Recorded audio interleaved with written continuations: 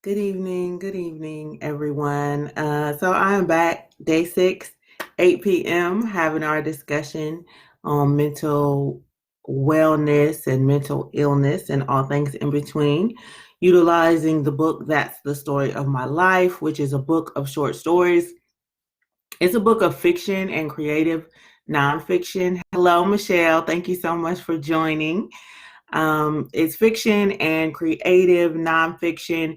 And what creative nonfiction is just like the crux of the story or the gist of the story is truthful, but a lot of the facts around it are fictional. So like the names of the people, maybe the years, the dates, like maybe you actually took the bus, but in the story it says you took the train. Those type of things aren't necessarily accurate, but the point of what it is you're trying to get across is the accurate part. So there is some creative nonfiction in the book as well, some people who shared their stories with me, and I was like, oh, can I tell you a story in this book?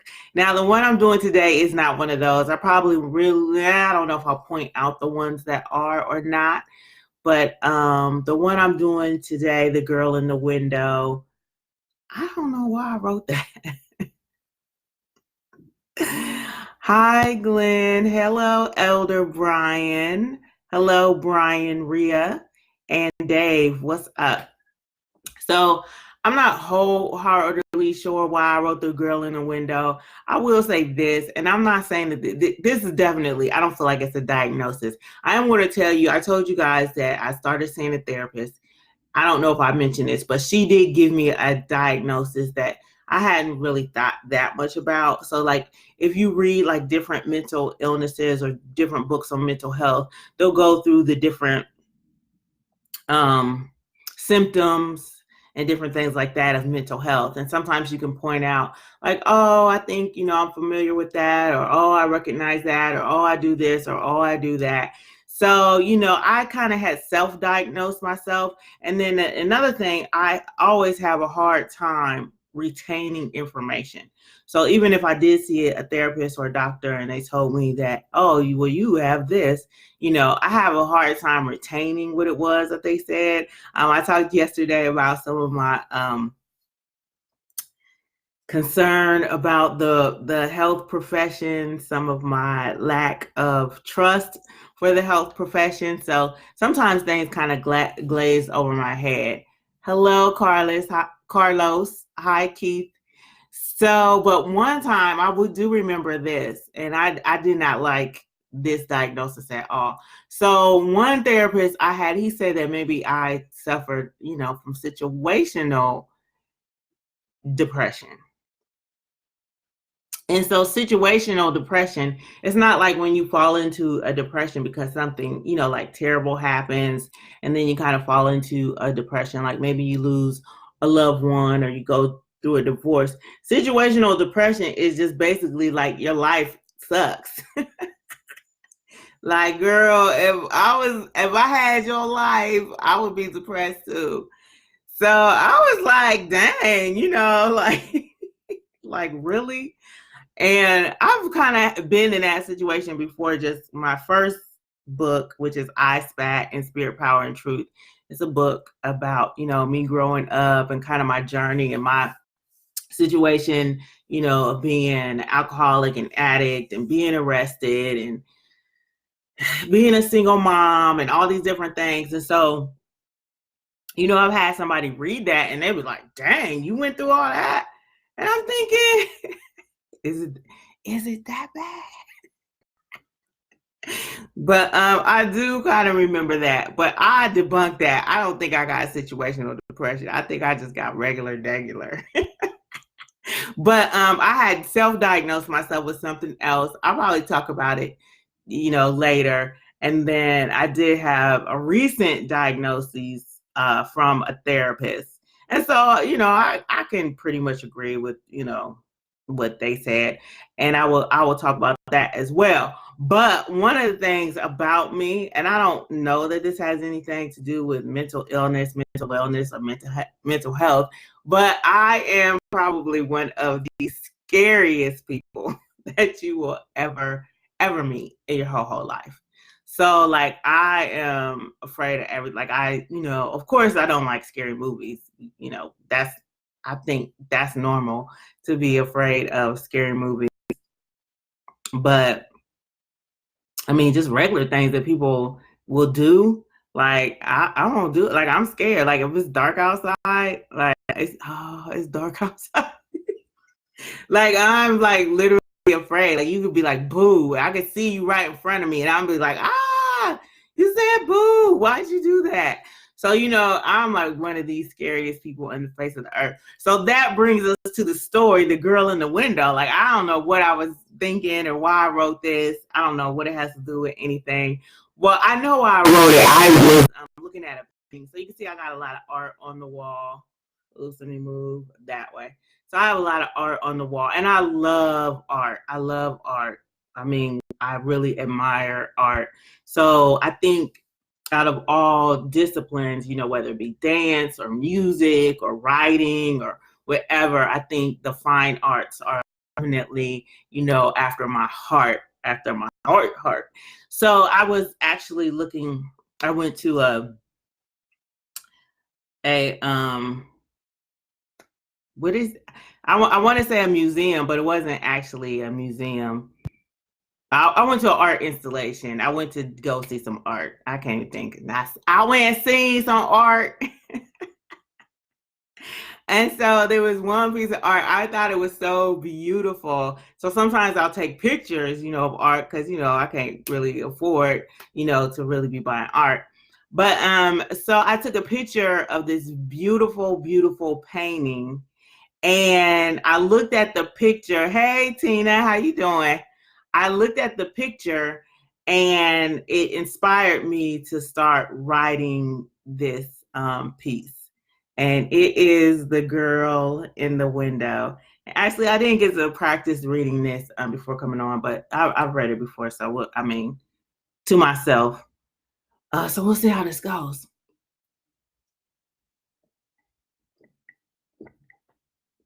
Excuse me. Kendall looked out the window onto the bustling street below. Children were playing, cars were booming bass, and buses were hustling passengers to and fro. Kendall grabbed her coat and scarf from the hook. Her hat was neatly tucked inside the sleeves, and her matching gloves were in the coat pocket, awaiting her entry. Once bundled up from head to foot, boots and toed, striped, socks included, Kendall walked back to the window, watched, and waited. The children outside were building a snowman. One kid tired of that and began throwing snowballs. A full snow brawl broke out, and even passersby dipped, dodged, and occasionally joined in the fun. The Johnson siblings were the biggest group, and once their mom yelled for them to get inside and take off all those wet clothes, things quieted. Kendall was hot in all her outer gear and had been perspiring profusely for the last hour. But there was still one kid outside kicking through snowdrifts, creating snow angels, and eating snow cupped in his mittened hands. Kendall cracked the window and called out to her little brother down below. Hey, you! Ryan looked up to see the ghost in the window. That's what all the kids on their block called her. But Ryan was excited to see his sister, and he rushed up the front stoop and into the house. He was panting hard, removing wet boots, mittens, hat, and coat. He left them by the front door because he wasn't tall enough to reach the hooks. Ryan could hear the Johnsons as he passed the living room, up the stairs to his sister's door. Ryan knocked too loudly for Kendall's comfort. Come in, Ryan, she whispered. Kendall knew her little brother might get in trouble for hanging out with her, but she missed him so very much, and he had been outside for hours without food, water, or warmth. Kendall, you came back. The tears streamed down Ryan's face, and Kendall held him tight and rocked him back and forth in her arms. Shh, you don't want the Johnsons to hear you, do you? Ryan didn't really care about the Johnsons. They were nice enough, but so many families had moved in and out, he had lost count. As soon as he got attached to one of the kids, they would abruptly up and leave. No, but I thought you'd never return. They said you were gone forever. Isn't that what they always say? You know I would never leave you. I'm always here, even when you don't see me. Her words put Ryan at ease. They sat on the floor and played cards. Match, war, and speed were their favorites. After a while, Ryan grew tired of playing cards, and the air from the outside and sitting still finally penetrated his being and chilled his core. Ryan coughed and looked over at the window. Kendall, you forgot to shut the window. It's cold in here. Ryan walked over and jumped as high as he could to reach the windowsill, but it was too high. He climbed on the bed and leaned forward as far as he could to connect his small frame and short arms with the ledge, but it was too far. Kendall, help me, help me, he called loudly to his sister, but she had fallen asleep. Ryan jumped down off his sister's bed and walked over to the fireplace. It was an old brownstone, so there was one on every floor. Kendall got the room with the fireplace because their parents said she was more responsible. As soon as Ryan lit the match, he remembered his mother and father's words. Ryan, we told you not to play with matches. Do you want to burn the whole house down? But once again, he remembered too late, and the friendly dancing flames were now feverishly out of control. Ryan shook Kendall awoke, and the look of terror on her face chilled his soul. He was going to save her, and his parents, and the dog. But instead, he ran outside and played in the snow. All right. I don't think I should have prefaced that story because they probably gave you more of a hint of what it was about. But yeah, that was the girl in the window. And actually, I didn't read the last line because I was like, oh, that's a good ending right there. So I'm gonna have to change that. That's one thing about self-publishing. Like I'll go in and change things a lot. And so I was still working on some final edits with that. But what is up, Eddie Williams, David Woods, Stephen Corbin, Raymond Griffin, Daryl Robinson? Thank you so much for coming on and hanging out with me. Hello, Tina. You said, I'm great, hon. Good to catch up with you and this. Thanks so much, Tina, for coming on. So Tina is the founder of the group She Unit. And so I'm super excited to be attending their brunch, and I'll actually get the opportunity to speak about mental health in the community and, the direction of our youth and how things, are getting worse instead of getting better. So we definitely need to start the conversation. And that's what me coming on here every day is just to start the conversation. I hope you guys will share this. If there's someone you think who might be interested, or maybe these talks could help, then definitely share the videos with them. Yeah, thank you so much, Tina. I really appreciate that. She said, OMG, I love this. Thank you so much. You know what? I appreciate any thumbs up, any positive response, any words of encouragement, because sometimes you come on, and especially doing this, like being vulnerable and talking about yourself and telling about yourself and coming on daily is, difficult. And then you think, oh, is anybody even listening? Is anybody even paying attention? But I know that I'm on path. I talked about that before. And that's important when you know you're on path. Sometimes you just have to be your own cheerleader. You know what I mean? Sometimes you just have to get excited about yourself and the work that you're doing. And you can't really look for applause or look for, everybody else to join in. The people who, are going to get what it is that you have to offer will definitely get it, and God will make space and make a way for that. But that was the story, The Girl in the Window. Again, I, started writing because I was looking at a piece of art, and that's just kind of where the writing took me. I was actually waiting on a car. I was getting a car serviced, so I was waiting on the vehicle, and I wrote that I wrote that story while I was in the dealership.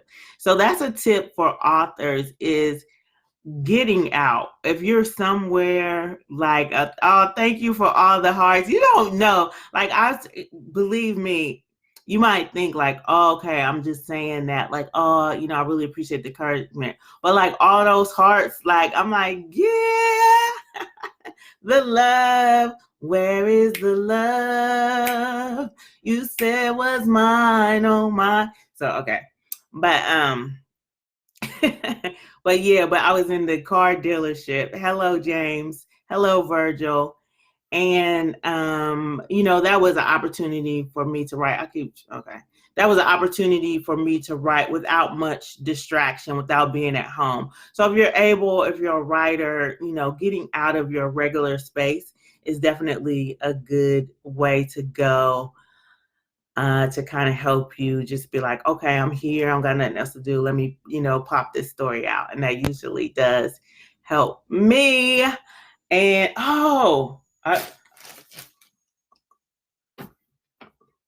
I kept saying this. This is why I didn't get off. I was like, why am I still on here? Okay, I'm about to get off though. But this book right here, Feeling Good, The New Mood Therapy. So like I said, probably about 15 years ago, the same gentleman that told me I had situational depression. And I was like, situation D's. But he was real cool. He was a real nice guy. He gave me this book, and he was like, this book will help you. It helps everybody. And I'm like, shall you right. But I preferred the book over, taking medications. So I was trying to scroll down to see who else was on. Okay. So I was where is the love? I Don't give me too much encouragement because I'll be on here cutting the food, Tina. All right. So I read this book, and it definitely helped me. So it's David D. Burns. It's available on Amazon. It's Feeling Good, The New Mood Therapy. And so it does some of those things. It kind of talks about, the way your brain might be operating or functioning if you suffer with depression. And so some of those thought processes that go straight to the negative, go straight to the worst scenario, go straight to, oh my goodness, I can't do this, and the anxiety. Not only does it talk about how your brain is functioning, but it also provides you with exercises that you can do to change your mode of thinking and your way of thinking. And this gentleman, I don't know if it's in this book in particular, but whatever's in this book, it helped me change my mindset so that I could start having good memories. Because like I said, for probably till I was like 35 years old, I didn't have any good memories. But after that time, now I do have good memories. I can't think of any right now. On the spot, I can't come up with none. But now if someone brings up a time, or you remember we did this, or you remember we did that, now I can think in terms of the positive things. Now I can think in terms of the laughter. Now I can think in terms of, oh, that was fun. That was a good memory. And yeah, I would like to do that again. So even in the situation of wanting to do things again, or wanting to try things again, and that type of thing. I think one time I talked about travel, and I was just speaking with my daughter, and like all my children are very, very different, and they all like doing different things. So sometimes it's easy for us to place judgment and say, oh, that's excellent, that's important, you should do that, versus, what somebody else does, you might say, oh, that's really frivolous and you're wasting your money. But we're all individuals. God created us different. So, if I want to spend my money one way and you want to spend your money a different way, you know, hey. So one of the things that is bigged up by the community, especially Black people at this time, is travel. And I don't have an issue with travel. I like to travel. I like to say, I've been different places and I travel. I go to different events and things like that. But I could never understand, like, how people would like travel and go to the beach and look at the water or look up at the sky. Like, I just never understood that, like the sand in their toes. I'm like, what? The sand where? So like big bodies of water, that kind of frightens me. I'm a good swimmer. I can, I can swim, but I don't like real big bodies of water. And then also just, like people take pictures of the sky and nature and stuff. I don't know. I don't get it. And then the other thing about like traveling that, you have to understand, I mean, you can look at it, what I'm about to say, in a super positive way, or you can look at it in a super negative way. So no matter where you travel or where you go, you take yourself with you. You're still that same person experiencing that. So in the one sense, it's like, if I don't want to go anywhere when I'm at home, like if I don't want to go and do different things, what makes you think I just want to travel somewhere and go and do things or not do things? Or like, can I sit in my hotel? Like, I do like that. Like, if I travel, like I would love to, travel. Look, I got praying hands up. I would love to travel and just, like stay in a nice hotel room and just write. I mean, like, that would be great. But as far as like, going out and doing different things or seeing different things, I understand the value and the experience, like if you're like with family, but it's not anything that like clicks to me like, oh, that's something I really, I just need to get out. I need to travel. You need to see the world. Now, I do want to go to West Africa. But that's the other thing. Like, everybody, wants to go to Europe. Go to Europe for what? They don't even like you. No, I'm sorry. I don't mean to brand y'all do what y'all, But I definitely want to go to West Africa. That is somewhere that I want to travel out of the country. But back to what I was saying though. So my daughter, one of my daughters, loves to travel. So she loves to travel, and she's always going somewhere. And I'm like, are you going somewhere soon? She's like, oh, I think I'll figure somewhere else to go pretty soon. I'll be going somewhere. And then one of my other children, she loves shoes. She's a straight sneakerhead. Like, literally, people who know about tennis shoes and be like, oh, you got the such and such, and you got the so and so. And I remember she even used to ask me, can we go stand in line? Like, how people stand in line? I was like, I'm sorry, kid, but you got the wrong parent. Like, I don't even know.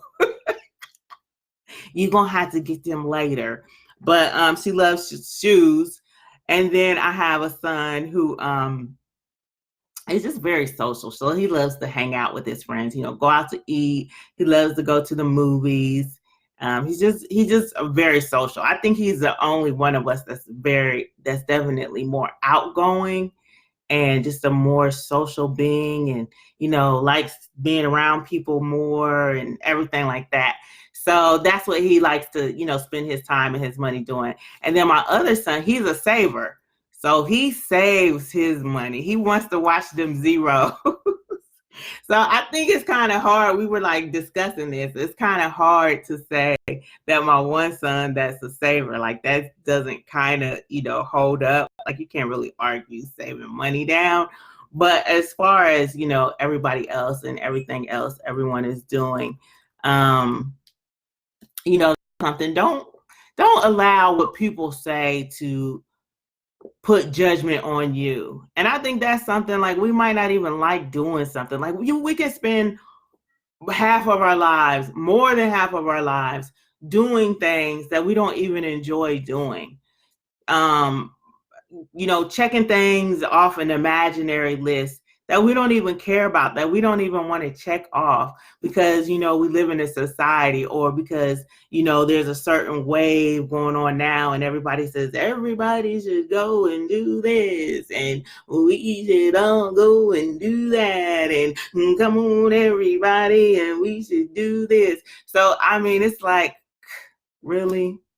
And people will try to do you like that. They will try to place judgment based on their lives or based on their desires or based on things that they've accomplished. And I'm going to get off here, but I'm going to just say this one other thing.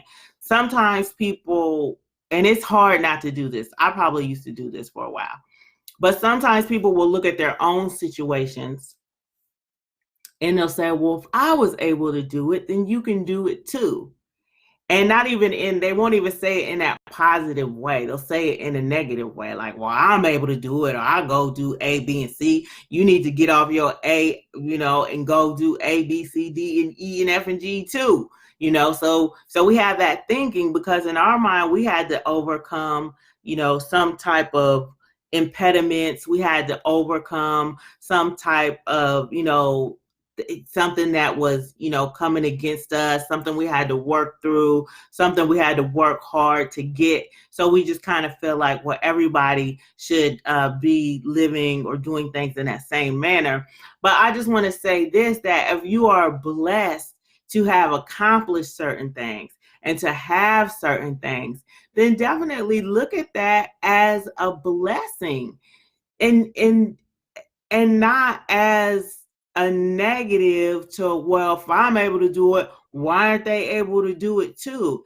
You are blessed because definitely God created each of us different, and he created you in such a manner where you were able to overcome certain barriers in your life. So you may have grown up in the same community or even in the same family with someone else, and you made the right decisions and the right choices, or you worked hard, or you pressed through, or you made up in your mind to do something different, and maybe the other person didn't and they got stuck. But feel good about that, feel blessed about that, and try to be a blessing to other people, try to wish well for other people, but at no time, just like I said, if I say, oh, woe is me, and, oh, I didn't accomplish this and I wasn't able to do that, and, I'm questioning God about that, just as that is disrespectful to God, saying you didn't create me well enough or right enough. I know you do a good thing and I know you can't make no mistakes, but over here, you made a mistake over here. Just like that is disrespectful to God, it's also disrespectful to God to be in a blessed place, to be in a blessed space, to be living well, to be doing well, to be eating well, to be traveling well, and to look down on other people because they're not doing the same. That's like saying, oh God, I don't know, like I know you made me right, but I don't know what you did over there, with them. Like you had a problem. No, God made us all perfectly well and perfectly right and perfectly good. And we're all on a different journey and we're all on a different path. So it's okay that everybody's not on the same path. And it's okay that not everybody appreciates and enjoys, the same things in life. So don't allow someone else's judgment towards you or towards someone or something else become your judgment to yourself. You don't have to eat that. You don't have to drink that. You don't have to sleep that. You be you. If you don't like a thing, you don't like a thing. You know what I'm saying? So, all right, I'm going to get off of here. But definitely check this book out. Feeling Good, David D. Burns. If you have gone through any type of depression, you know anyone who has, or you're just interested in reading, you like to read, you enjoy reading, you definitely want to check this out. And also you can get my ebook, That's the Story of My Life. It's just $2.99. Click the link. You can download the Kindle app for free, or if you have Kindle Unlimited, the book is free. You don't even have to pay the $2.99. The book is free. So definitely click on that and you can support that way. And what is up, Desmond? Hello, Jeffrey. Hi, Angel and Philip, Michael, and Carrie Lynn. I love you all. Thank you so much for coming on. And I am out of here. So let's bless up, black up. Peace.